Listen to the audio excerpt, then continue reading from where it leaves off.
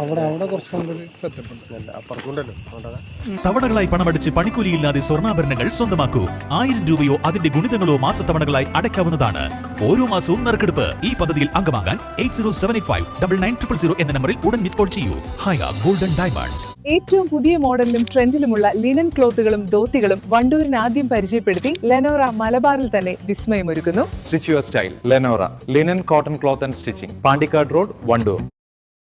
കരുവാരക്കുണ്ടിൽ വീണ്ടും കടുവാഭീതി പടരുന്നു. കേരള എസ്റ്റേറ്റിലെ C1 ഭാഗത്താണ് വെള്ളിയാഴ്ച പുലർച്ചെ 5 മണിയോടെ ടാപ്പിംഗ് തൊഴിലാളികൾ കടുവയെ നേരിൽ കണ്ടത്. പതിവ് പോലെ പുലർച്ചെ തൊഴിലാളികൾ ടാപ്പിംഗിനായി തോട്ടത്തിലെത്തിയപ്പോഴാണ് കടുവ മുന്നിൽപ്പെട്ടത്.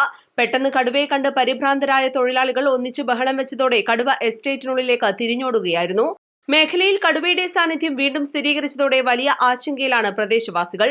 കടുവയെ കണ്ടതിനെ തുടർന്ന് തൊഴിലാളികൾ ടാപ്പിംഗ് ഉപേക്ഷിച്ച് മടങ്ങുകയും ചെയ്തു.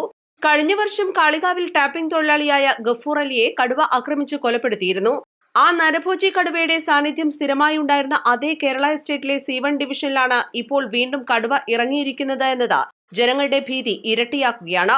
നേരത്തെ കടുവയെ പിടികൂടുന്നതിനായി ഈ എസ്റ്റേറ്റിൽ സ്ഥാപിച്ച കൂട്ടിൽ മെയ് 30-ന് ഒരു പുലി കുടുങ്ങിയിരുന്നു.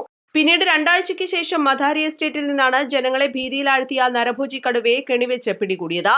ആശ്വാസത്തിലായിരുന്ന നാട്ടുകാരെ വീണ്ടും ആശങ്കയിലാഴ്ത്തിയാണ് ഇപ്പോൾ പുതിയ കടുവ ഇറങ്ങിയിരിക്കുന്നത്.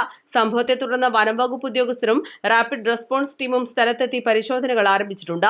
East live, Karuvarakundu.